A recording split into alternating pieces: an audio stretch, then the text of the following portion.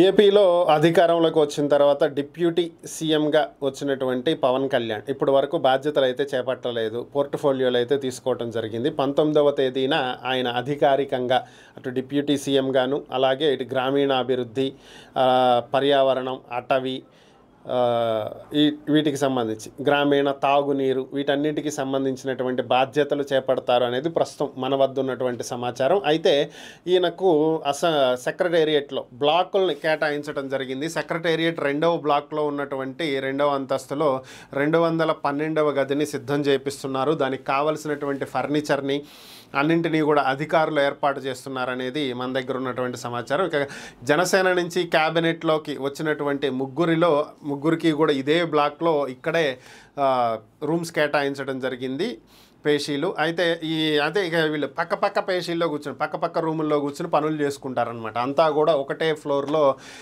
ఒక పద్ధతిలో కేటాయించారు అనేది ప్రస్తుతం మన దగ్గర ఉన్నటువంటి సమాచారం. పవన్ కళ్యాణ్ రూమ్ నెంబర్ 212 ఇది విషయం.